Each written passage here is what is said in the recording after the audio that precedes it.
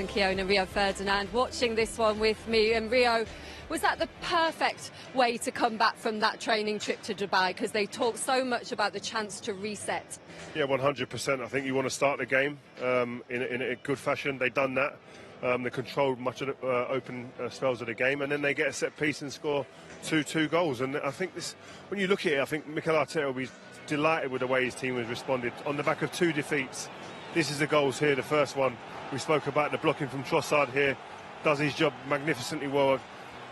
But Gabriel, I think, makes it. He's the one who's aggressive. He's the one who looks hungrier there to go up there and win that ball and guides it into the bottom corner. If that's against Man United, though, aren't you screaming foul? No, I wouldn't. I think I said initially I did think it was a foul, but when I saw it in the replay, just to cover that one off, I just think because he gets up so early, and I don't feel that he's hanging there. But I think that's very different to the Newcastle one at the start of the season.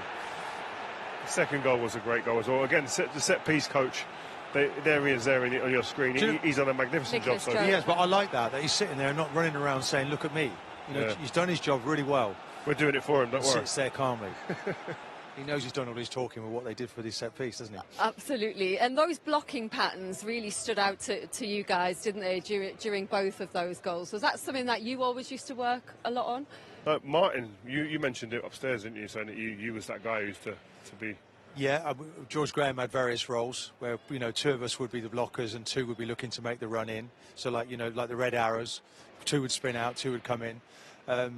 I preferred to be the flicker at the near post, which kind of gone out of the game now, flicking the ball at that near post. But the thing is, the execution of what they've put together, the work on the training pitch, and I think that we talked about a reset. I think these are the sorts of things in hot weather conditions you can tie in that information, and Arsenal carried it out to the letter perfectly today. So that was really important because it settled the crowd down here to get that early goal after 10 minutes, first one. Really I think they understood what was required today. I think when you're in a position where another bad result would send this place into hysteria, they couldn't afford to drop points. As I said before the game, you've got City who have got a relentless pace at this stage of the season. They've proved that time and time again. They have to stay with it. So getting that goal so early today quietened the whole place. The anxiety left the building, and they were able to build on that. And you saw at the end of the game, they were playing very, very much like free-flowing football that we're used to seeing Arsenal play. You could really feel the nerves settle inside of this place, couldn't you? That third goal, though, Martin, that came from a corner as well, but it came from a Palace corner. It was a really good counter-attack from Arsenal. Yeah, it was, and this is what Raya is very good at, isn't he? He's releasing of the ball, and then we've got Jesus suddenly in that wide position and not the central position. Is that better for him there? He puts a really good ball in, but look at the composure from Trossard, a player who really doesn't get enough credit for me. I think that's 7 goals now he's got in an Arsenal shirt this season, and he's not been a regular. So just he cuts back in, puts the defender on his backside, lifts the ball beautifully over the goalkeeper, and that was a pretty well job done at that point. Yeah, we were saying before the game, they've got to score more goals. If they're going to be a title contender, they need to get more goals, and from around the place, an array of talent to score goals. He's one of them, Trossard. And I think I agree with Martin. He's probably an unsung hero. I think he's a player that does give him something different, and he does like to score goals. But those runs there, we were going to show in a little while. That's the type of run that you need, where you got players running out, Raya gets the ball, it's the trigger, and then they go. Gabriel Jesus not on the score sheet today, but what about his overall contribution? I like him as a player. I think he's an excellent player. I just feel that there's an issue. Is he really the predator? Does he really want to get into that central position? And it almost seemed there that he kind of went back to type there. Look, I'll wander into a wide position and then I'll feed somebody else. But we've got a couple of clips coming up where he doesn't really make the runs into the box. So, you know, you've got to want to get there. It's got to be that desire to get into the ball, and he can see the space, but for whatever reason he doesn't want to get into that area, and then they don't feed him, they don't play the ball. But that's an area perhaps he just needs to work on. Yeah, and I think he's got to want to be just inside that 18-yard box. That's where the goals come. This is it here. You look at this and you see him there in the middle of the screen. At this point here, it's a race. Him and Anderson. He knows he's quicker than Anderson. He has to break. He doesn't even get into a sprint at any point. If he gets into a sprint into that area there, he makes up Trossard's mind. He crosses the ball. Trossard sees that he's not there. He ends up being behind, and he doesn't come. I mean, this cross here, could it have been a cross straight away? But at the same time, it's a hard ball to kind of finish on. But I think he's looked more comfortable at times in and around these areas here, wide areas, where he can get a bit of space and the responsibility to score the goals isn't there. Yeah, would you want him behind somebody, behind that killer striker that he might? It's just interesting that Pep had him for quite a few years and decided to use him, didn't he, in that right position. That looked like the role he took up for Man City. But if he's going to be Arsenal's centre forward, then there's going to have to be more work done on keeping him in that central position. But he works so hard for the team. He's an outstanding talent. Yeah. But I don't see him as a predator right now. Well, Trossard on the score sheet, Martinelli competing with Trossard in this side, I guess coming off the bench, may have just thought, I want in on the act here, let's show you what I can do, and a couple of goals in a couple of minutes, Rio. This is what I liked about him. We'll see it as it develops here. He's a player, I think. The defender makes a bad decision. He should probably go with a runner there. But here's the composure, the calmness in front of goal. That was Thierry Henry-ish in getting in those areas. He was magnificent at doing that. He was, and this is his pace. You know, and he does his best work really running off the ball rather than running with it, and the spaces were opening up then, so it was perfect time to bring him on. And in fact, the second goal he gets, it's almost like exactly the same carbon copy, same sort of space. Gabriel joked that if he was, another few more minutes, he might have got a hat-trick. It was that kind of like emphatic. Look, he's away there from the fullback, and it's the same again. Why not? Just do it again. That's what you've got to do, get that habit. And I think it was really good for Martinelli to come off the bench, to reinforce his confidence and to get in on the act. Because he wouldn't have been happy sitting on the bench, Trossard in front of him. But it's good for the group, good for the mood, that he comes on and gets those 2 goals. He just doubled his goal tally for Premier League goals this season today. But those goals there are direct. That's what I liked about it. It wasn't intricate football, it was very direct. The ball broke, it closed. First ball to look forward, they played it. Bukayo, how you doing, man? Bukayo Saka just coming out to join us now. Good nice to see you. Well done. Thank you. Winning ways. Congratulations, Bukayo, a big win. Firstly, just how important was that early goal today, do you think, to settle a few nerves amongst the players and in the crowd after the run you've been on? Yeah, I think it's really important. First things first, obviously, to win today, the 3 points. But like you said, that early goal from Big Gabby was really nice for us. It sort of calmed us, and then we could control the game more and then go for the second and third. And I thought he was going to get a hat-trick at one point. You guys, we've been talking last season, goals and chances were coming by in their bucket loads for you guys. It seemed easy for you guys. This season it's been a bit more difficult. How have you guys been dealing with that, and how have you gone about changing that, especially going to Dubai? Yeah, Dubai was really nice for us. It was nice to have that break. Obviously, we weren't in the best form before that. In Dubai, we just refreshed and worked on the things that we need to work on, sharpen all our tools. And I think with the goals, we all know we can score goals. We all believe in ourselves, and we saw that today. We scored 5, so we're happy with the performance. How much did you personally need that break? You've played so much football, just for you to have a chance to recharge and rest. Yeah, I needed it. I'll be honest, I needed it. It was nice. Are you fired up now?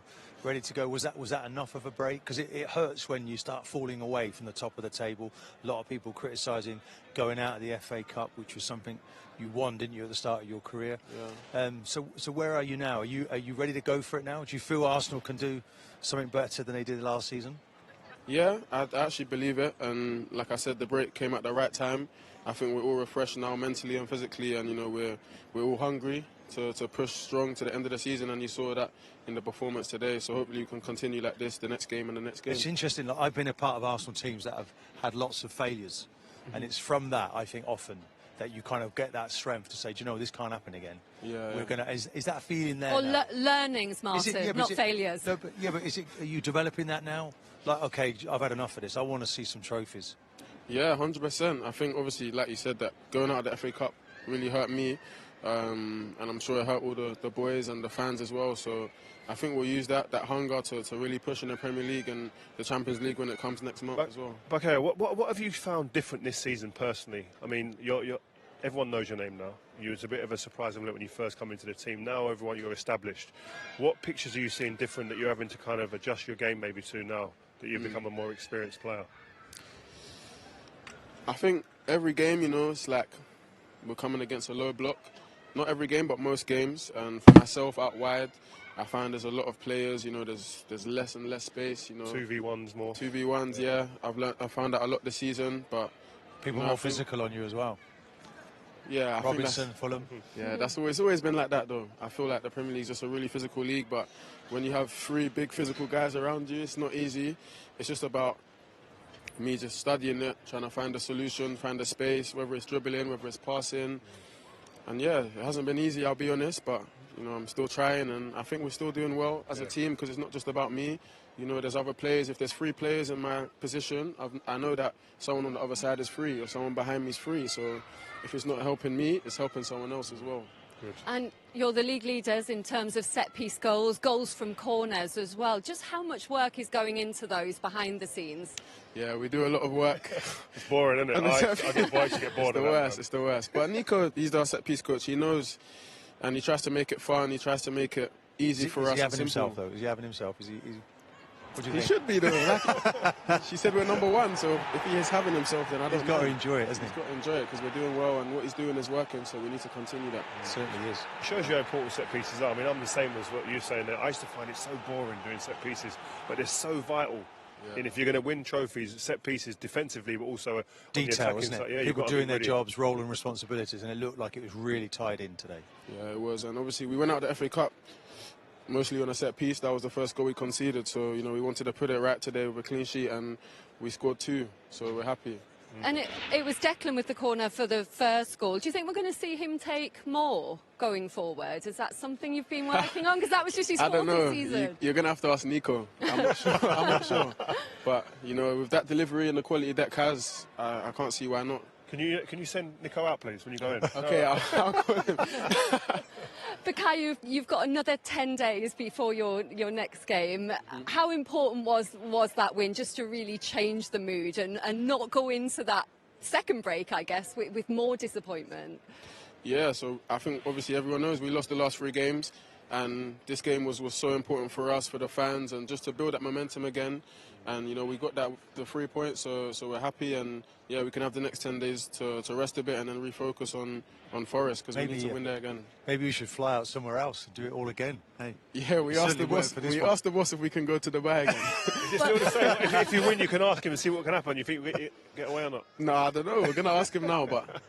After a 5-0 win, he might be open to it. Just very quickly, though, you're 2 points behind Liverpool now. Do you prefer being the chasers? Do you think it kind of suits you? Got no choice, have they, at the moment? You want to be at the top, man. I don't care. What did you prefer? To be at the top? To be at the top. Yeah. People looking down on people. Chase us. Come on. When you look at the league, I think you want to be first, no? Yeah. I don't really want to be 4th or 6th or 3rd. I think I want to be first. That's just me personally. I love that. Thank Keep you believing, very keep much believing. for coming out to join us. Thank you so much. Bukayo. Cheers. Is there something in that, though, being the chaser, keeping that pressure on? Do you think it could suit this group No, because of the experience that City have got over the last few seasons? No, I mean, last season they were the team that they were the front runners, and they got caught, obviously. But you're playing against a well-experienced team in Manchester City. I always thought you want to be the team ahead. You only don't want to be the team ahead is when your momentum goes. If your momentum goes, doesn't matter if you're chasing or ahead, it doesn't matter. But you want the points on the board and in the bag. That's always been the way that I've looked at it. I think wherever you find yourself, you've got to be able to handle it. You know, if you're being chased, you've just got to concentrate, focus on your games. But if you're going after someone and there's a momentum and they start to slip up, it's a lovely feeling. I remember doing it in 97, 98. They were virtually handing out the trophy to Manchester United, bookies paying out. And Arsenal, 13 points behind, just started winding them in. Well done, playing Martin. against. Well done, Martin. So it was done. But Well done. Conversely, in 203, they caught us and took not us. about And it you. wasn't a nice feeling. We're just going to have to look at personal experiences. Brilliant. He said he really needed that break, Bukayo Saka, as well, him personally. How much do you think he needed it? Because he hasn't been quite his best, has he, the last couple of months? But it's understandable, really. I think he's probably getting a bit stale, finding it difficult. He feels the responsibility, so much goes through him, and the teams were stopping him from progressing. So probably a little break was really good for him. He's just a young man, isn't he? And carrying a lot of pressure. I think the variation to Arsenal's play would be nice. You know, like he's got to try and find solutions, but I'd like to see a little bit more the fullback getting around him rather than inside of him, getting outside of him, so it gives him a bit more space. But nonetheless, he's an outstanding talent, and I think he'll return to his form. I don't think he's quite at the top yet, but with that rest, it will certainly help. Absolutely, he looked revived today. He's off to ask the boss if they can have another trip to Let's do it Dubai again. after that win, and we can hear from the boss now. Mikel Arteta with Jules. Well, massive congratulations, a huge victory and a brilliant performance. What pleased you the most?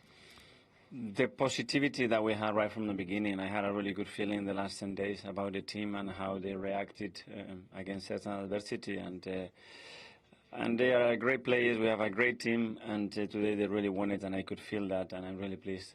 First of all, with a clean sheet, and then scoring 5 goals that we really needed. Absolutely, because scoring goals has been something that's been talked about so much. So when Gabriel got that early goal in the game, do you feel like that just eased any nerves or any pressure on the players that may have been there? It does. Opening the game up the way we did is really helpful, because then the opponent has to adapt and they have to be a bit more aggressive and allow more spaces, and we exploit that really well. And you now have the most set-piece goals in the league, 13. How much have you been working on those set plays? Yeah, we work on everything, and we have to control and dominate every phase of play. We want to be the best team in the world. You have to be the best team at everything that you do, and we can still do better, and we will continue to work on everything that we can make us better. And you mentioned the importance of the clean sheet as well. I thought what was interesting is when Leandro Trossard scored his goal, all of the players and yourself and your coaching staff as well, all pointing at David Raya for his quick release of that ball. Absolutely, because that's moments that you can exploit the spaces, and we read a really good execution of Gabi Jesus as well, and the pass and the timing of the Leo, and then the composure to show that, and he's got that. He's probably one of the best in that moment to disguise you and to use the space in the right way, and it was a great goal. Last season, you were the pace setters in the title race. This time around, you're chasing. It's a slightly different role. Are you enjoying that? It is what it is. I enjoy more when we win every single game, but it's what it is, and we're in a really good moment. I think we have still the second half of the season to play for everything, and we're going to go for it. And you've mentioned already that it's probably going to be unrealistic to bring in a striker, and I imagine that after scoring 5 goals today, you're probably telling everyone you don't necessarily need one. When you look across the squad as a whole, do you feel like you have enough overall that you can push the likes of Liverpool and Man City all the way? We're going to try our best, and what we have to do is love our players and make sure that they feel trusted and they have the confidence, because when a player lives like this, it can get to a level that you can never imagine. If he's doubting and hearing too many things, that's not helpful, and we will love the players that we have. And just a quick update on a couple of them then, because we saw Declan Rice, when he came off the pitch, he seemed to mouth hammy, like it was a hamstring injury, and also Gabriel came off too. Could you let us know how they are? Declan was feeling something, a sensation in the hamstring, so we want to take any risk at 3-0, and the other one was Gabi Magalhaes, that he had a tackle, I think, in the first half on his knee, and he was a bit struggling. Nothing too serious, we hope? I hope not, but let's see. Thank you, Mikel. Thank you, thanks to you. A big downer for the Arsenal fans, seeing Declan Rice going off mouthing hammy in this one today. Much more to come after this 5-0 win for Arsenal over Crystal Palace. More from Rio and Martin on the way in extra time. But here on TNT Sports 1, Martin Bayfield and the team are going to bring you a big game in the Rugby Champions Cup. Well, they're 14th on 21 points. Just need to get to that 40-point mark as quickly as possible. He said he expects that some of that sort of discontent from the fans in here today, Rio, is directed at him. Where do you think the majority of the blame is headed from the Crystal Palace fans? Who is it directed at, do you think? I don't know exactly, but I think obviously the team, they're going to be disappointed because they get us the results. But you look at it and they're thinking, listen, the investment into the squad in the last transfer window, you can see some of the players they invested in aren't on the pitch. £35 million and the players aren't getting on the pitch. But you have to say that we were talking off air, Martin, about when they was in this position last season, when they were desperately looking for a manager to come and help, they chose Roy Hodgson. And do they want him to see them through now another tough spell towards the same end of the season as last season to try and save him? They've had a 10-year spell in this league. And sometimes I look at fans and think, what are you really expecting? Are you trying to say that your team now should be going to Champions League spots or European spots now? And but maybe they see the likes of Brighton and Villa and West Ham kicking on a bit and think, why not us? What is holding us back? Last season they were on the cusp of a team fighting relegation as well. So you've got to understand where you are. Yes, we've got to build again, and yes, it hasn't gone as well as they would have liked after last season. But sometimes you wish for other stuff and you wish for more sometimes, and let's do something different to what we've been doing that's kept us here for 10 years, and you see teams go down like that. It was interesting listening to Roy there, because Roy's hurting. And this time last year, I think Patrick Vieira had he went 12 games without winning a match. They've been one win now in 12. So they're basically, he's saying he's almost like he could be one game away from change. Although I think that would be a mistake, because Roy is probably just the perfect person to steer them out of trouble. Why do you think that would be? But the next game for them is Sheffield United. And that is a huge game for them and for Roy. And I think it's coming home to roost to Roy that he doesn't matter. He's not exempt from the sack. because this board, you go a certain number of games and they make changes. But I think that would be a mistake, and they've got to keep their nerve. Because I think you look at the next few games though. You look at those games there. Their teams around them though. You've got Sheffield United, you've got Everton, you've got Burnley. They're 3 games where it's like if you win those 3 games, the picture changes dramatically, and you've got to take into consideration a lot of injuries to key players. We talked about the creative players. Eze and Elise haven't been able to play. When they play together, you see their win percentage jumps up dramatically. So he's had a lot of things go against him, like a lot of teams have. But when your resources aren't like the big teams who can go and bang 35, 50 million pounds on a single player, you have to find other ways, and that's what Roy and his but I think from the point of view of the fans, that they probably feel that Steve Parish just does enough. You know, does he really gamble? Does he, you know, is it too much of a gamble for these two? Are they fearful all the time? Are they looking over their shoulder instead of looking ahead and saying, let's build upon what we've got here? Then he maybe say, look at Everton and Forest at the moment, potentially points deductions on the way. There's a lot to be said. I don't think there's any danger sensible. of financial breaking the financial fair play rules for Crystal Palace. I don't think that's going to happen. You know, there are talk of troubles within the board. You know, changes that may be there. It's maybe a little bit unsettled, but I think this is a key moment for the club. I don't think it's any time to panic. I think Ayew being away as well, the African nations, doesn't help because he's a really important player. But I'm not sure when everyone's back, it's going to be easy for them. Anyway, they struggle to score goals. He's very conservative in the way that they play, but I do feel that Roy is just the right person to stick with and get through. The Sheffield United game is absolutely huge for their season. Well, Steve Parish and the club in general have just got so much respect for him, haven't they, Roy Hodgson? The ideal is for him to see it through to the end of the season, and then they can have a reset there. But when the fans sort of see Graham Potter here today, does that perk up their attention a bit? Maybe, listen, respect is there, but I think it's a results-driven business, this. And if the results aren't there and they lose to Sheffield United, I think it could be the writing on the wall. I mean, someone like that in a stadium, I think Roy Hodgson, if he turns around and sees him in the stadium, you're thinking, OK, who's invited him then? They're 14th, yeah, I mean, 14th in the table, just 5 points above Luton, who've got a game in hand, who are improving all the time. It is a concerning time. And I think the manner at which they lost the game at the end, as Roy was trying to explain, you know, he's hamstrung a little bit with his squad. He's putting young players on. And it wasn't really a true reflection, but nonetheless, it looks like a beating when you lose a game in that way. But even when you have to make changes like that, you have to do the basics well, and did they just not do that today? Yeah, and that's what will be frustrating, and I think you'll be in the change room going like, well, what the hell is going on here? If we're going to lose, we're not losing to set pieces. Not simple goals, but goals that you should be defending against, and you're equipped and you've got all the technology and data in the world to understand that Arsenal are a team that are very good in this area, and that would have been discussed. So I'm sure going into this they'd have discussed that, and to lose 2 goals like that at the beginning of the game would have been hugely disappointing. But they have to find a way to galvanise. Last season they had Wilfried Zaha, they had Elise, they had Eze, to rely on these creative players. They need to get some sort of form and momentum back with these guys, and these guys have to be the catalyst, because today even they got smashed away at the park today, but any moments of a glimmer of an opportunity came through Eze. They have to find to get these guys on the pitch consistently, and then they've got to go and do their job. Do you think they're relegation candidates? You were saying just 5 points above Luton, and with that game in hand. Well, I didn't help them that they played midweek just a few days ago against Everton in the FA Cup, whereas Arsenal were out on the beach somewhere relaxing, so workloads. But I feel that Palace would be OK to stay up, but it's getting close now, and that will only energise the likes of Luton, seeing them get thumped here today at Arsenal. This summer is so important for them, isn't it, in terms of the future direction of the club? What direction do you think they will take? Will it be bold or safe?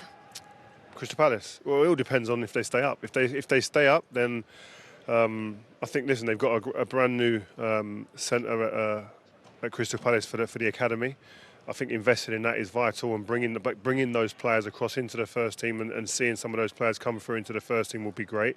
But I always say this, wherever you are in the league, the recruitment is hugely important.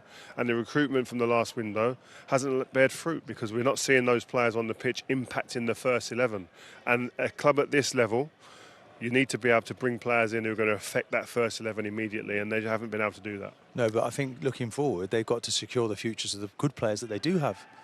You know, they're able to do that with Elise in the summer.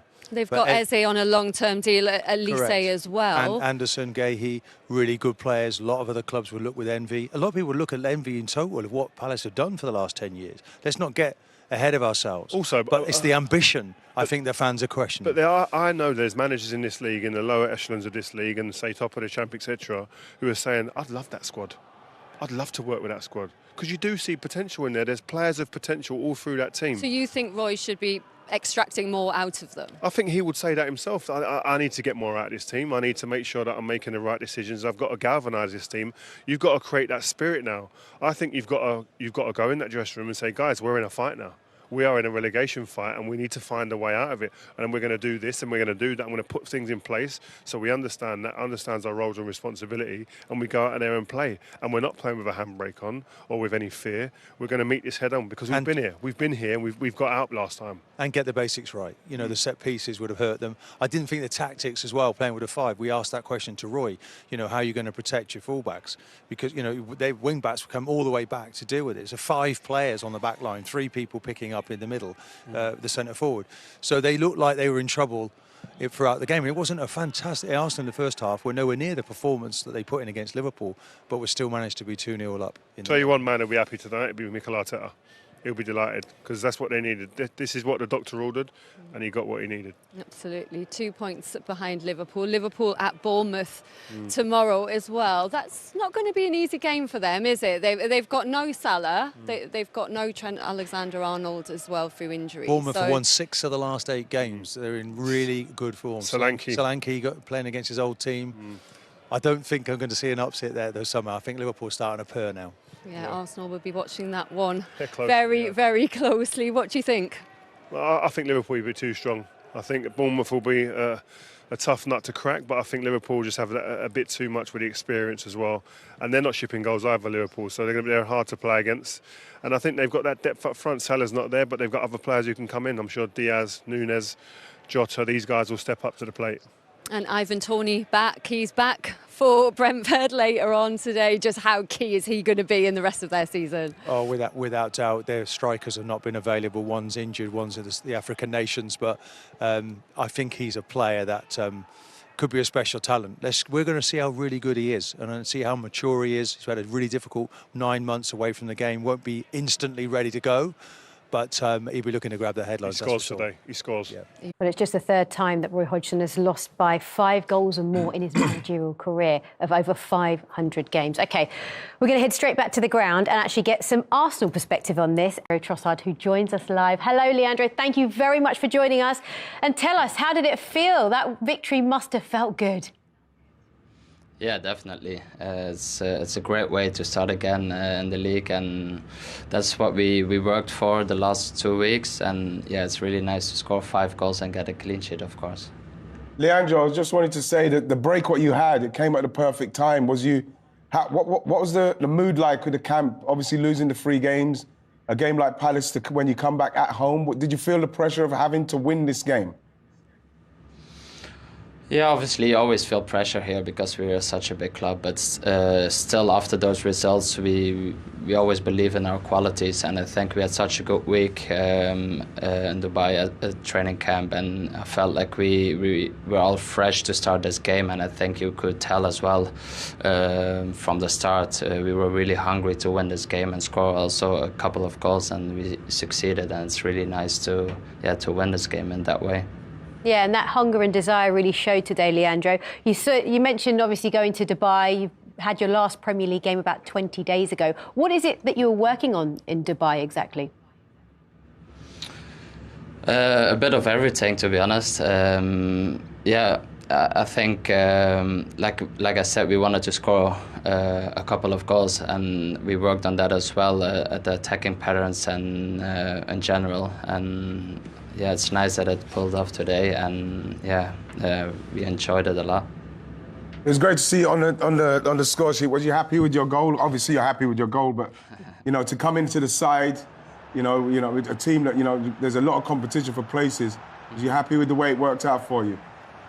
Yeah, of course. It's always nice to score as an attacking player, and I think it's a great team goal. It doesn't take long from David to get the ball to me, I think. But yeah, it's always nice to be on the score sheet and to help your team to get a win, obviously. Leandro, you've got 4 goals and 7 assists at the Emirates. You clearly like playing in front of that home support. Yeah, I do. Yeah, it's always nice to play at the Emirates in front of your home fans, and it's that's why it's always great to give something back to them. So yeah, I really enjoy it. OK, well, thank you very much for your time and for joining us. Congratulations on the win and good luck in the next one against Forest. Well, you can see, we've heard from both Gabriels, we've heard from Trossard as well. You can just see how much this victory has lifted those players. Of course, because they would have heard all the noise about Arsenal struggling in front of goal, losing 3 on the bounce, and it would have been hurting them, because as he said there, Arsenal are a massive football club. They've got aspirations of winning the titles, and they know they've let opportunities slip leading up to this game. But today, I thought it was a fantastic performance in the end, and he played his part in that as well. And Righty, going back to what you said at the start, you said no need to panic. No need to panic, and you were right. Absolutely, because like we showed, they're making chances. And again, you have to stress how poor Palace were, and they took full advantage. But you just beat what's in front of you, and you just want to get confidence and momentum from it. They've got a couple of good games coming up now, and they just want to make sure that they double down on this result and go again and again to make people see that they're very much in this. How do they maintain this sort of level and this sort of standard and this level of confidence? Because not only do they have Forest next, which, you know, there's never an easy game in the Premier League, but then they do play Liverpool at home, and that will be a big one. They had a different attitude the way they played today. And again, you can't excuse the fact that Palace weren't tight on them. But they played with a lot more pace about their game. They looked a lot more ruthless about it. The set pieces were very much on the button. And in the end, you know, obviously if Palace are not going to get tight enough, you've got players who will turn you and will pass the ball. If you're going to have a line that high, you will get punished. All that will do for the Arsenal players is make them even more confident about the chances that they're going to get now. So don't feel the pressure on, we need to score because we haven't scored. You know, they'll just get on with it. They looked a lot calmer when that's what that result done for them. Yeah, and we've seen the top of the table as well for Arsenal. They're only, 2 points off of Liverpool. So they've put the pressure on Liverpool ahead of their game tomorrow. Exactly, and as you said, they put the pressure on. There's no need to panic. They've been creating the opportunities. They've taken them. Moving forward now, that will give them all massive confidence. It will indeed. Well, I have a very happy camp in the studio. Thank you for your company, Darren. OK, well, let's head back to the ground and get some Palace perspective now and hear from Mark Guehi, the defender. Mark, that must be a difficult result for you guys to take. How are you all feeling? Terrible. Yeah, not many words to be said at the moment. Yeah, no one's really feeling good at the moment, that's for sure. A place like this, it's always going to be difficult, but I suppose when you concede that early on in the game, it's just given you an uphill climb. Yeah, we had a game plan. Thought we could, hold them out a bit longer than that. But I think it's more just the spiral effect. One goal goes in and another one and another one. And, it definitely gets hard when you're playing top team like Arsenal. You seem really deflated. I wonder whether you saw the banner that the fans held up in the stadium. I'm just going to repeat the words that were read on it. Wasted potential on and off the pitch, weak decisions taking us backwards. Can you understand their frustration right now? Yeah, they've got every right to be frustrated. Things aren't going the way they want it to. Things aren't going the way we want it to. And they have every right to voice their opinion. Why is that? Why isn't everything going the way it should be or could be going right now? I'm not sure, I know from our perspective, we could be doing a lot better on the pitch today, for an example. So, we just need to find a way of getting ourselves out of rut and winning games. Is there enough in this group and with this manager that you can see an improvement for the rest of this season? Yeah, 100%. We've got a lot of quality, but we just need to come together as a collective, as a group, and, be determined to make things better. And that all starts on the training pitch. And it's a big month ahead, isn't it? Big games coming up, starting off with Sheffield United next, Brighton in another big game straight after that. Do you see this now as a defining part of the campaign? Every game is. Every game before that was. So, like I said, on to the next one. Important that we bounce back from this. I think that's the only thing that we can do. We appreciate your time. Thank you. Nice one. Thank you. You're very disappointed and deflated, Mark Guehi, there. You can see the last 10 Premier League results. Only one win in their last 10. And you'd expect more from this Palace side, given the amount of talent that they have in the mix. What does it come down to, Darren? I mean, it's difficult because Roy Hodgson knows exactly what he's doing. He's been around for a long, long time. He's been at this football club for a long, long time. I think desire is one thing, tactics as well. Mark Guehi there, he spoke about they turned with a game plan, which was to kind of frustrate Arsenal sitting. I didn't see that from Crystal Palace at all today. They were way too easy. If that's what they planned on doing before they got to the Emirates, I didn't see that. There was no togetherness, there was gaps everywhere, Arsenal could play through them. And as I said, first half, I don't think Arsenal were that good. They were better, but they weren't like the free-flowing Arsenal we saw certainly second half. So, listen, they've got to get back on that training pitch and find a way of getting results, because at the minute, they're in free-for-all. Yeah, and you mentioned, Righty, as we were talking about the match, and even at half-time, it's just too negative from them. But that comes from the manager, does it not? Well, you can't really blame Roy Hodgson too much in this situation, because the reason why they're probably in this league is because Roy Hodgson on a couple of occasions has come back and saved them. You just feel like with the injuries, with the players that's missing, it just feels like it feels a little bit tired. It feels a little bit stale, and you can. Like what Benty said there, we're talking about a team that's come in with a plan, but I didn't see it. There wasn't enough energy in a team like Palace to try and stop them. They weren't going at it with real intensity to stop Arsenal, to take Arsenal's confidence away. Nothing. Arsenal just continued to build confidence because they had space and time and in all aspects of that game. So they don't seem to have the energy at the moment to get it on the training pitch to work towards the plan. OK, we talk about the plan, we talk about the manager. Let's hear from him now. Here he is, Roy Hodgson. Roy, that must be a really tough result for you to take as a manager. What did you make of it? Yeah, it's very tough. Obviously, the first 2 goals, the corner kicks, I think we can be a bit aggrieved about that because, there was potential fouls in both of those. The third one, of course, came from our corner kick and their counter-attack. But until the last 10, 15 minutes, when I actually made some substitutions to try and get us a goal back, 3-0, we were staying in the game, we were still trying, we weren't conceding goal chance after goal chance, but of course those last 2 goals in the last few minutes, they aggravate the score enormously and they make everything look even worse than it was. We deserved to lose the game because they're playing against a much better team. Arsenal were very good today. But we stuck at it as best we could. But of course those last 2 goals sort of lend the suggestion that we didn't stick at it. And that's unfortunate, I think. Yeah, is it extra frustrating for you because the game just seemed to unravel? Yeah, but games tend to do that when you're 3-0 down, especially if you make substitution and the players we put on were very young players or players without experience. Obviously, I should have been more careful, I think, to try and at least protect the 3-0 and not take those chances because for the young ones going on, it was very, very difficult. And it led to 2 further goals. Roy, I saw you at the final whistle, just looking on at the away supporters here at the Emirates that were holding up the banner that said wasted potential on and off the pitch, weak decisions, taking us backwards. Can you understand why the Crystal Palace fans are so frustrated right now? Yes, because we're going through a very bad spell. There's no doubt about that. And, we were hoping this year to really kick on. That's not happened. I think there are reasons for it. It's not quite as simplistic as all that, but fans are always entitled to their opinions. The fans at the club have supported Crystal Palace extremely well through the years. They care. They want to see a strong Crystal Palace team. At the moment, they've seen a team today which has been outplayed by a superior opponent, and I think they're entitled to make their opinions felt. But I'm afraid there are times when we look at it from our position, the team and myself, what more could we do, with the people that we're trying to put on the field to get us the results? And so it's not always that easy. But as far as I'm concerned, the fans are quite entitled to any opinions they have, and I'm pretty certain they'll let the club know.